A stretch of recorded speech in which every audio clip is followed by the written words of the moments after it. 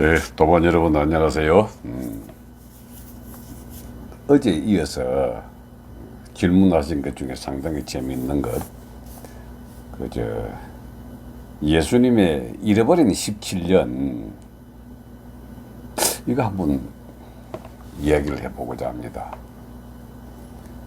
그 옛날 중세에 우리가 신의 시대라고 일컬어졌던 그 약 1000년 정도, 소위 말하는 헤브라이즘이 이제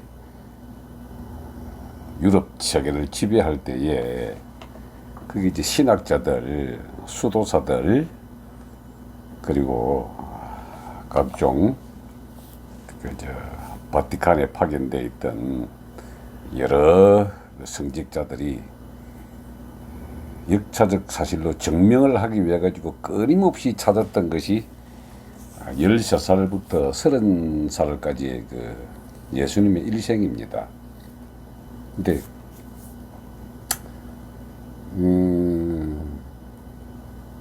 그걸 엄청나게 찾으려고 노력하다가 이게 뭐 사실인지 아닌지는 잘 모르겠습니다만은 그때까지 사람들은 못 찾고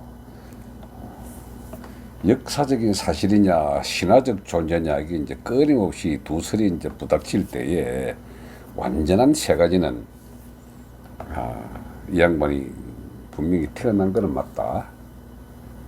그리고 십자가 사형을 당한 것도 맞다. 그것도 이제 빌라도 총독도 맞다. 뭐 이 정도까지는 이제 돼 있는데 도대체 13살부터 30살까지는 흔적이 묘연한데 이걸 어디서 어떻게 기록이 되어 있을까 하고 많이 찾아들였습니다. 그 당시에 그저 구약에 있었던 유대인들은 자기들이 믿는 절대신이 이제 야훼라 그랬거든요. 유일신에. 그 야훼 신을 갖다가 반대하는 아주 요상한 젊은이가 하나 나오니까 이제 그걸 갖다가 고발을 해버려가지고 뭐 어떤 다른 설은 그저 로마 총독이 유다를 이용해가지고 예수를 잡아들였다는 설도 있습니다만은 어쨌든 현재까지 전해지는 얘기로는 이게 도둑놈하고 예수하고 누구를 처형할까 그랬을 때 그 일대 살았던 모든 사람들이 이구 동성으로 예수를 처형하라 해가지고 이제 예수를 처형했잖아요. 근데 돌아가신 것은 분명하다. 그 이제 그 부활을 했다 하고 그 밑에 그 제자들이 증언을 했지만은 그건 카더라 통신이거든요.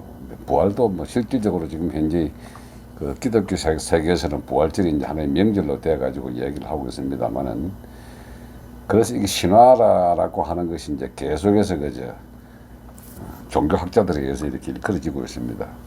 물론 이제 신앙과는 별개의 문제죠. 근데 이게 아마 19세기 후반부일 겁니다. 그 러시아의 탐험가 겸 이제 언론인 그 이름이 뭐더라? 니콜라이 무슨 빛인데 하여튼 러시아 사람 발음이 좀 헷갈려가지고 제가 뭐 기억이 잘 안 납니다만 러시아 사람 이름이 잘 기억 안 나면 그냥 제일 쉬운 이름이잖아요. 시발로모스키 스키 내리꼬바 세리꼬바 뭐 이런 말로 그냥 러시아 말 하는데 하여튼 니콜라이 무슨 빛이었는데 이 양반이 그저 인도 북부 티베트 지방에서 예수가 성녀 생활을 했다는 그 증거를 찾아냈습니다. 그래서 티베트 불교를 갖다가 수행을 했던 그 두루마리 증거 문서를 찾아가지고 이제 그걸 갖다 책으로 펴냈는데요. 그게 예수의 잃어버린 13년이라는 책입니다. 그래서 그게 나중에 이제 뭐 그 이제 프랑스와 이 뭐 유럽 일대 사람들이 지속적으로 그 티베트 일대를 뒤집어 가지고 막 그 맞다 이런 식으로 막 증언을 해냈죠. 그래서 역사적 존재 인물이다 하더라도 그 이 양반은 붓다를 그렇게 존경했다 뭐 이런 식으로 이제 그 결론이 나섭니다. 근데 제가 이야기하고 싶은 건 잃어버린 13년에 그 이야기가 아니고 우리 이제 기독교의 그 논리하고 불교의 논리하고 유사점이 굉장히 많다는데 한번 주목을 해봐야 됩니다. 불교에서는 이 공덕을 많이 쌓는 것이 자비를 실천하는 것이다. 그래서 자비 사상이 그 안에 핵심이죠. 뭐 불교 철학적으로 따지면 공사상이지만은 업설무 또는 공이 사상이지만은 살아가는 인간 윤리 교과서적인 측면에서는 말이죠. 붓다가 굉장히 그 자비를 강조를 합니다. 살생하지 마라. 그 원수를 사랑하라. 이런 모든 것들이 다 불교에서 나온 것들이거든요. 그리고 이 예수님의 말씀 중에 여러분 정말 인간을 살아가게 하면서 참 했던 말들이 누구든 죄 없는 자 저 여인을 돌로 쳐라. 원죄 의식부터 해가지고 그 믿음의 사상 이런 것들이 불교 사상을 그대로 갖다 낸 게 이제 기독교 사상인데 그 17년 동안 불교 공부를 한 성녀였다 하는 이걸 갖다 저는 굉장히 방점을 찍고 상당히 좀 해주고 싶었죠. 인정을 해주고 싶은 것이 이 당시에 그저 중동지방 당시 그 중동지방 일대를 갖다가 보면은 물론 그저 이집트도 마찬가지고 구약에 있던 그 시대 유태인도 마찬가지고 이게 철저한 계급주의로 이루어진 이 왕권 지배 사상과 이 그다음 중간 과정 노예들을 해가지고 있던 이런 사람들이 살던 시기에 만인이 평등하다 하는 사랑 사상을 설파를 하면서 네 스스로가 곧 하늘이다 하는 이 이야기를 예수가 했거든요. 근데 그 말을 안 믿으니까 이제 여러 가지 이적을 행합니다. 그 이게 이 복음서 신약에 나오는 이 복음서들을 보면 예수의 일생을 이제 쭉 설명함이 있어가지고 뭐 그 요한복음에 나오는 그 사마리아인들에게 자기한테 물 한 모금 떠준 그 여자에게 그런 이야기 하잖아요. 집으로 가봐라. 지금의 네 신랑은 신랑이 아니다. 뭐 이런 식으로 여러 가지 이적과 초능력을 발휘를 하는데 그 당시에 사람들이 갖고 있던 핍박받던 민중들은 하나같이 기다리고 있던 거래. 메시아를 기다리고 있었습니다. 메시아 해방을 해줄 위대한 군주를 기다리고 있었거든요. 메시아라고 하는데 하나님의 이야기를 전파해주는 이게 메시아가 아니고 그 당시의 메시아는 총과 칼로 무장을 해가지고 자기들을 압제해서 해방해줄 위대한 장군을 기다리고 있었습니다. 근데 난데없이 30 정도밖에 안 된 샤프란 젊은이가 나타나가지고 몇 가지 이제 초능력을 보여주면서 사람들아 세상이 창조된 것은 사랑의 힘이었느니라 이렇게 하고 사랑을 강조하면서 모든 사람들이 그 내면의 에너지를 갖다가 탁탁 개질하고 다심통을 열어가지고 말해주는 것들 그리고 어느 잔치집에 가서 포도주가 모자라니까 항아리에 물들을 다 이제 술로 바꿨다는 이런 이야기들이 티베트 밀교나 티베트 불교, 이 티베트 일대에서 내려오는 그 수련자들의 초능력이 밖으로 드러난 물질 에너지의 성분을 바꾸는 그런 초능력이 참 많이 유행을 했었습니다. 제가 어떻게 그걸 아느냐면요. 해봤거든요. 그래서 그 순간만큼은 비를 멈추게 하겠다라고 이렇게 얘기를 하다 보면 처음에는 딱 웃다가 한두 번 그래 하면은 무연하겠거니 하다가 너몇 번 그렇게 하게 되면 사실을 믿게 됩니다. 실제 저는 그걸 해봤거든요. 근데 이게 물을 포도주로 바꾸는 능력 제가 중국 기공사하고 이제 한판 그 소위 말해 친구가 되기 위해서 서로의 능력을 갖다가 비교를 했을 때에 중국 식당에 가면 내오는 오차를 제일 먼저 내주지 않습니까? 그 오차를 제가 한번 쑥물로 한번 바꿔봤습니다.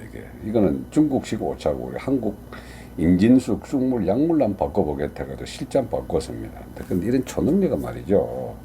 믿음이 있으면 그대로 바뀝니다. 특히 제일 바꾸기 쉬운 게 물의 성분입니다.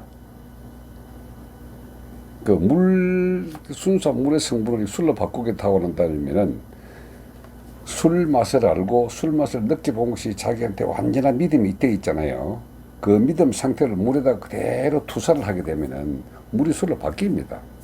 아마 복음서에 나와 있어 가지고 잔치집에 항아리에 있는 물을 포도주로 바꾼 것은 예수님도 아마 그 당시에는 포도주에 대한 성분을 확실히 알고 있어 가지고 티베트에서 배웠던 물의 성분을 바꾸는 초능력을 분명히 발휘했을 걸로 봅니다. 대에 물 위를 걸어떠진다 하는 것은 몇 가지 초능력만 보이면은 그 뒤를 따르는 사람들이 그 혁신적인 사상에 그 복음을 전파하러 갔던 이 제자들이 해가지고 카더라 통신이 많이 가미가 됐을 걸로 봅니다.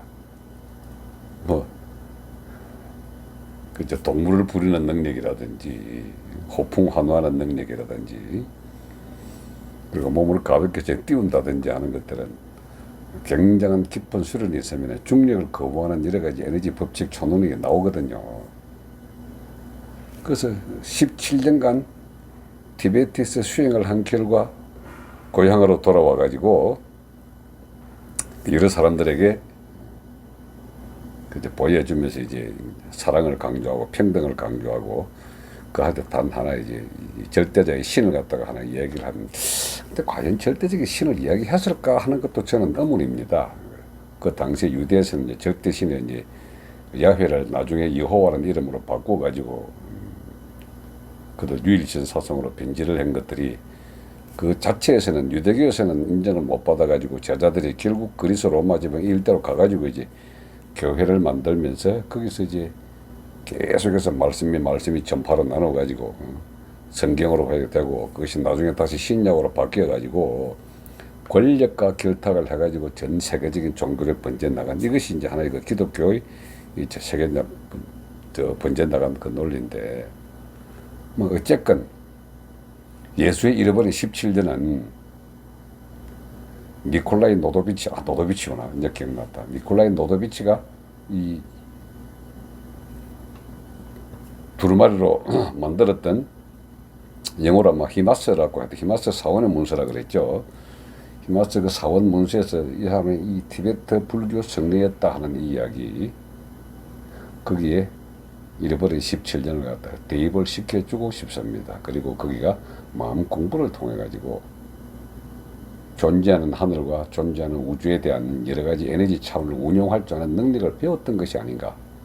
그리고 그것들 몇 가지만 보여주게 되면은 그 당시 우매한 민중들 입장에서는 와, 이 양반이 진짜 그 대각을 한 양반이구나. 그래서 믿고 따랐던 것이 결국 자기 자신을 희생한 사랑의 끄트머리를 한번 보여줬기 때문에 감동받은 그 12제자에 의해 가지고 오늘날 전 세계를 지배하는 그리스도 사상이 되었지 않았나. 이것이 잃어버린 17년에 대한 제 견해입니다. 예, 오늘 이걸 하고 이거 우리 댓글창 달아신 분들 중에 재밌는 게 평형지구 이거 달아놓은 게 있는데 제가 한마디로 말씀드릴게요. 평평지구 믿지 마십시오. 나중에 한번 말씀드릴게요. 그야말로 썰입니다. 예, 다음 시간에 뵙죠.